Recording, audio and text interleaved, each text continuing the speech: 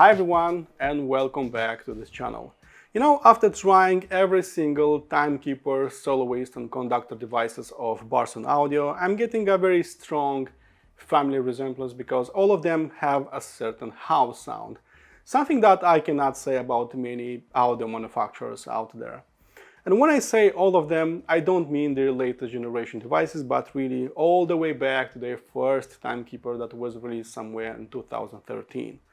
Now, today I'll be testing their absolute best, their flagship dual mono power amplifiers, which are called Timekeeper 3X GT, which are reminding me a little bit about their first generation timekeeper that could be used in either stereo mode or dual mono mode.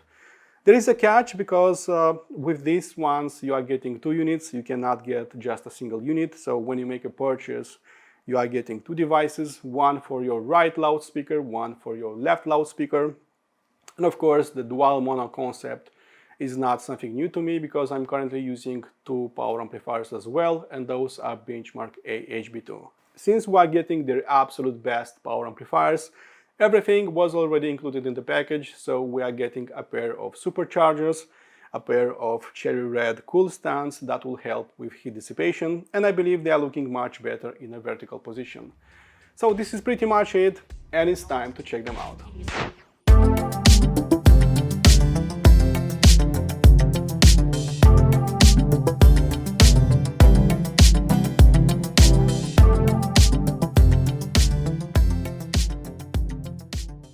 We are looking at their third generation timekeepers that lost a few pounds, shrinking their cases as much as possible as we are no longer getting big linear transformers, but much more elegant max current power supplies.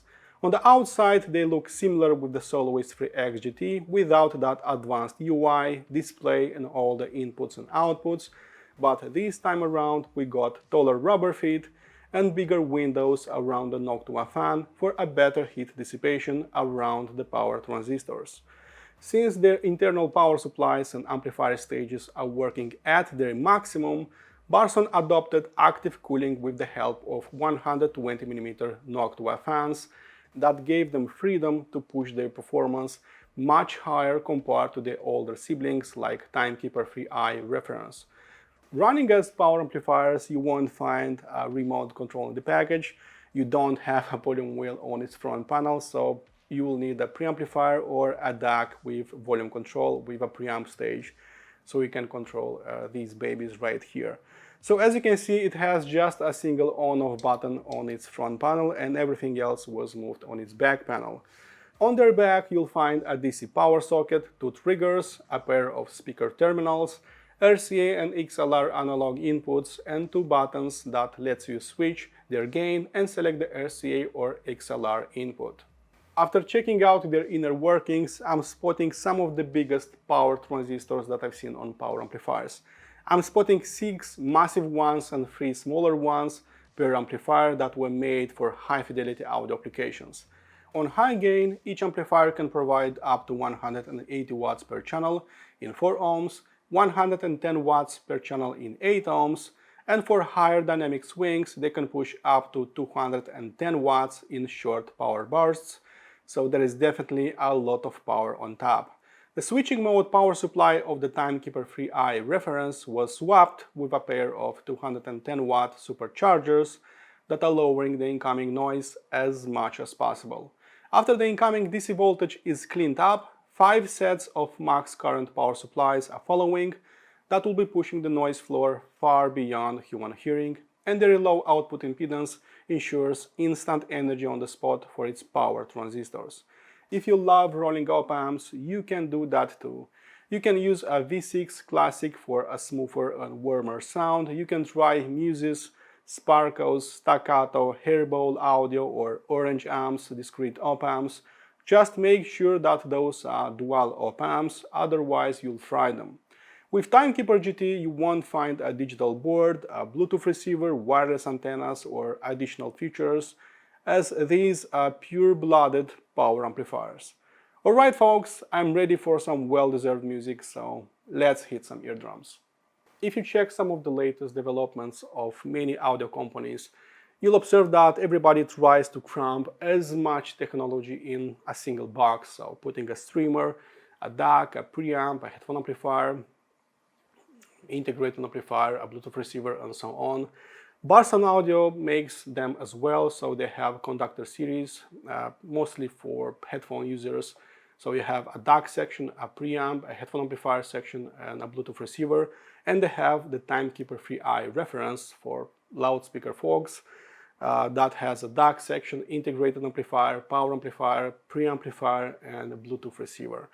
And you know, I'm liking those devices, those sound great, but I'm more excited about their devices that had just a single feature, but they are doing that feature so much better. So I was more excited about their Soloist 3X GT and of course about their Timekeeper 3X GT. I'm actually using the Soloist 3X GT daily. That is my daily driver headphone amplifier. You can spot it in every third review of mine. I'm putting it in so many video B-rolls and pictures. That is certainly my daily driver headphone amplifier. All my videos are edited with the Soloist GT. I'm watching videos with that one. I'm casually listening to music with that one. It's just so easy to set and forget and just listen to some tunes. And I have the same feelings about the Grand Tour, about the Timekeeper Grand Tour. You just press those buttons and you start listening to music, you know, with your streamer and DAC. It's so easy to set and you know that you'll be getting maximum performance out of them. If you own bookshelf loudspeakers and you need, you know, a better bass extension, you don't hear that bass rumble, they are not giving you, you know, 100% of your cravings in terms of bass, and you don't want to get some active subwoofers, I believe that Timekeeper GT can work as a cure for those loudspeakers. Simply because I never heard a power amplifier that is so mean, scary sounding in the bass. Sometimes I was lowering the volume with my KF reference 3. It was sometimes too painful, too impactful. You know, it's very good in the bass and everything that has to do with the bass, not only quantity but also quality-wise. A minute later and I was already setting those Sound of Eden Crescendo Uno bookshelf loudspeakers, which I found very technical, very fast, detail-oriented loudspeakers, but they lack just a little bit in terms of sub-bass output, and of course their mid-range is quite linear, uninvolving in a way. So I swapped those AHB2 power amplifiers with two Timekeeper GTs, and immediately I felt that the vocal performance is sweeter, everything was weightier, was denser, and of course the bass output went a little bit lower. What was 60 Hz, something like that on the benchmarks, was at around 60, maybe 45 Hz with the Grand Tourer, so there was definitely more bass traveling around this room. So the change was quite immediate. I didn't need to swap them many times. It was very obvious that this has a very different tonality. With these ones, everything was punchier, snappier, livelier sounding compared to a pair of benchmark AHB2 mono amplifiers, which mind you are also more expensive. There was another big surprise versus my own power amplifiers, and that was imaging and Soundstage. You know what's the easiest way in widening the Soundstage and improving the sharpness of the imaging? That's right, by lowering the channel crosstalk. If you are wondering what's exactly channel crosstalk, is when one channel is linking into another one, so left into right and right into left, and that happens actually at slightly higher volumes. That happens with stereo amplifiers. A few of them have a much higher channel crosstalk, and of course that means you are getting a hazier picture, a much smaller sound in a way, and other high-end stereo amplifiers have a much lower channel crosstalk. So of course everything is sharper, more defined, the imaging is just much nicer, and the soundstage is much wider. However, you can have a zero channel crosstalk, and you can do that only with dual mono power amplifiers, because you have one amplifier for your right loudspeaker, one amplifier for your left loudspeaker. These are not interfering with one another, so you are getting a zero channel crosstalk. So when I swapped the Timekeeper 3i with the Timekeeper GT, I felt immediately that I'm staying in a bigger room. You know, the air bubbles between the notes were a little bigger, everything felt decompressed, effortless sounding. I was zooming in and out somehow easier. I was focusing much easier on a note. Everything felt a little airier sounding. So what was coming from an angle like that with the Timekeeper 3i was coming from an angle something like that. So every note was coming from a weirder angle. Like I changed those stereo tracks with some holographic sounding tracks, something like that, more impressive, Dolby Atmos, whatever. So yes, in terms of scale, this one is more impressive, not only versus the Timekeeper 3i reference, but also versus my own benchmark AHB2, which sincerely were never that impressive in terms of scale and soundstage.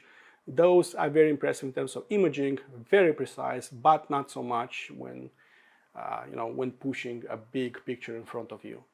These ones were doing that better, so I find them more holographic, bigger sounding, pretty much one of the biggest sounding power amplifiers that I've experienced at my place. Very impressive in terms of scale, imaging, soundstage, and all that.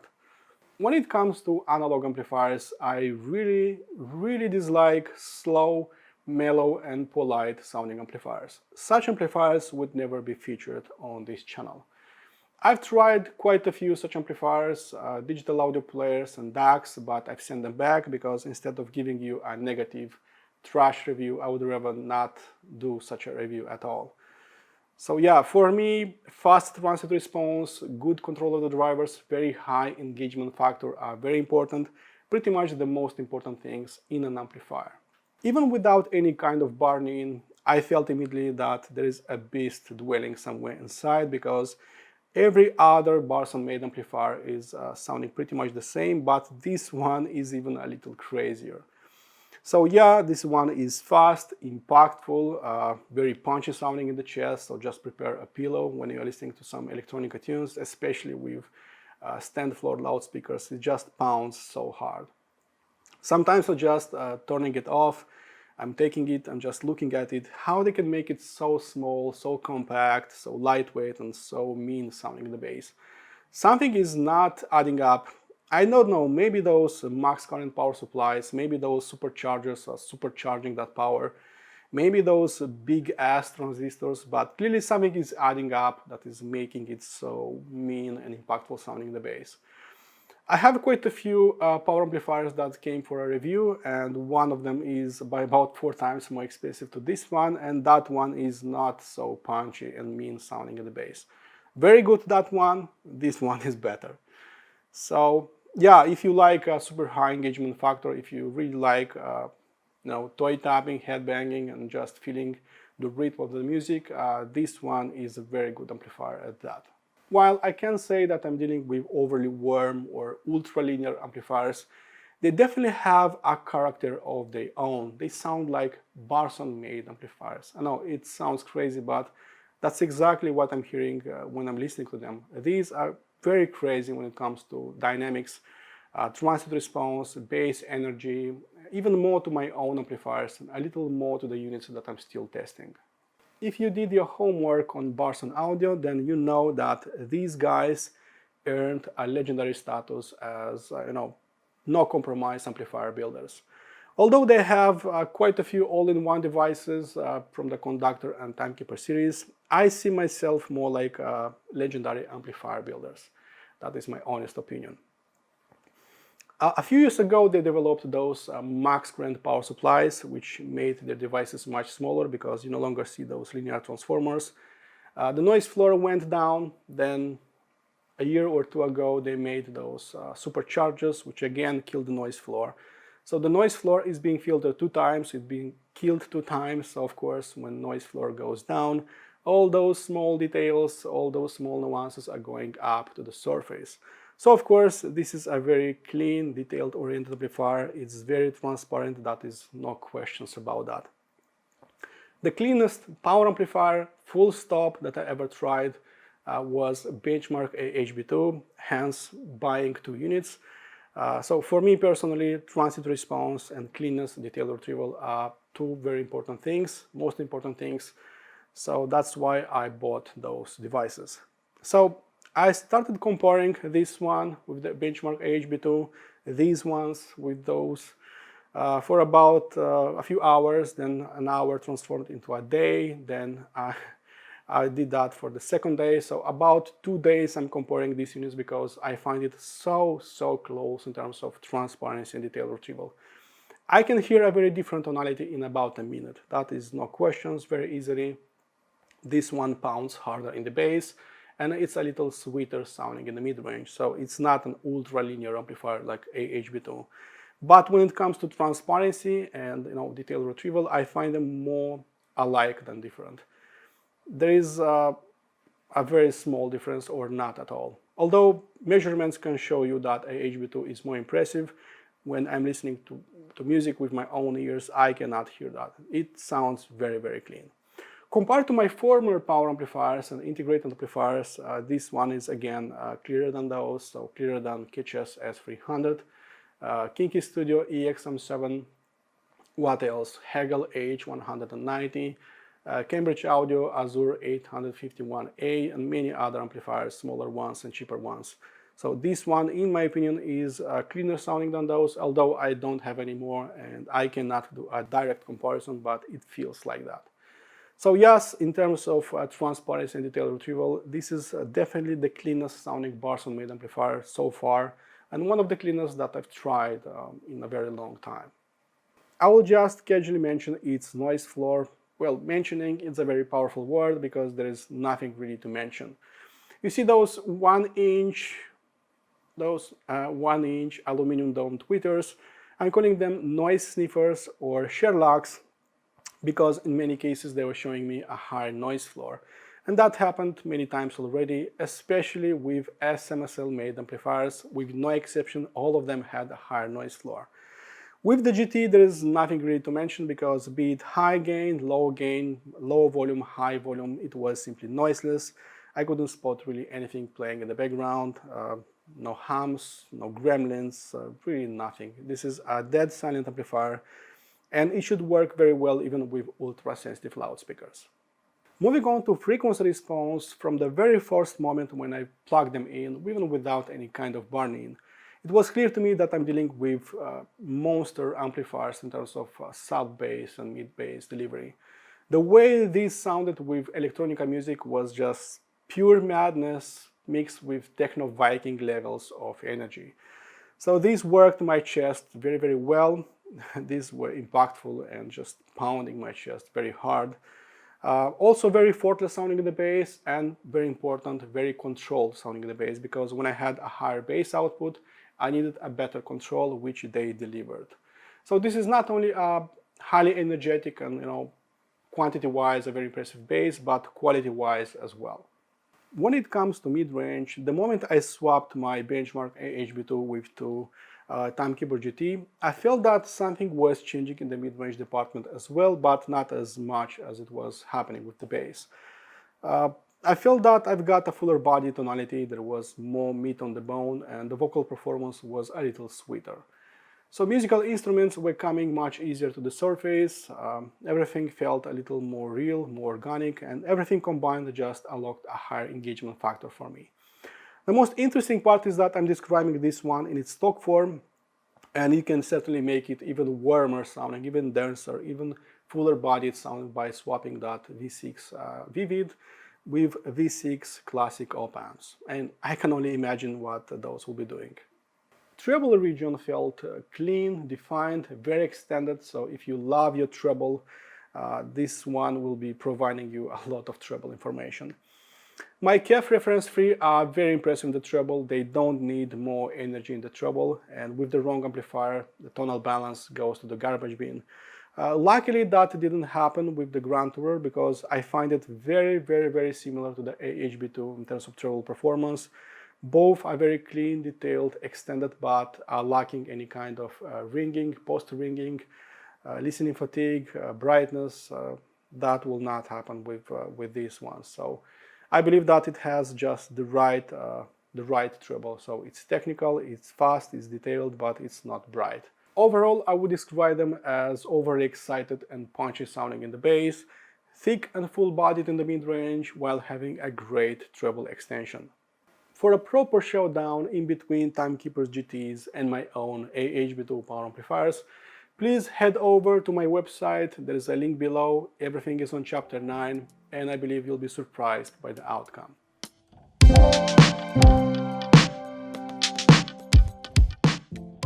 As for my conclusions, this review took me 2 weeks to finish because once music started playing, I simply would leave my notes aside and I would listen to music for at least a few hours without doing anything else. I find them highly energetic, highly impactful, very dynamic sounding, and that shouldn't come as a surprise, knowing everything that went into making them. I'm yet to experience a similar control of the low end and a similar technical performance without becoming thin or bright sounding. These are really proper high-end power amplifiers, and I believe their price point was fully justified, and for all of the reasons combined, they fully deserve my absolute highest gold award. Alright guys, a much longer in-depth analysis can be found below. Please check that out. It contains about 3 times the information of this video, so if you are interested, please check that out. And as usual, listen to more tunes, be positive, and I'll see you soon. Cheers!